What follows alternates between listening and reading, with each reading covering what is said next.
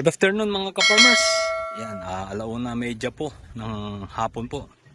Ayan, nandito tayo muli sa Nipako, Panikitarlac. Ito yung binablog natin na kung saan yan. Ito po yung nalubog ng isang linggong mahigit. Kinayan ng call. Ayan po, within this week, mag-aani na po sila. Ayan, nakikita nyo po. Ito po yung madalang na madalang po. Dahil po sa nakain po ng kuhol. Pero ayan, mapapakinabangan pa at makakaani pa sila. Ayan, kaya ayan, sa tulong yan ng Growers Beat 1000 Plus. Ayan, ito yung lagi naming sinusubaybayan na pinapakita po namin na dito po hindi po kayo gagastos ng marami kasi pwede para nating ma-rehabilitate o ma-rehab po yung inyong mga pananim.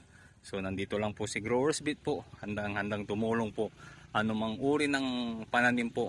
Yan, mapapalay, mapasibuyas, yan yung sa sibuyas natin dito sa Mungkada Tarlac.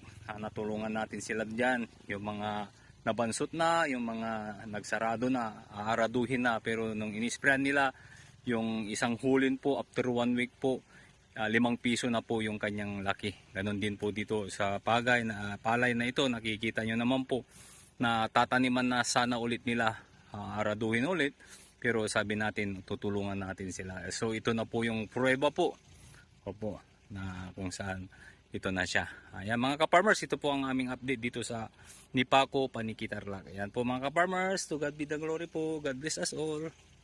Ayan, masaganang ani po sa mga lahat ng pa-farmers po natin na may mga pananim po. God bless po.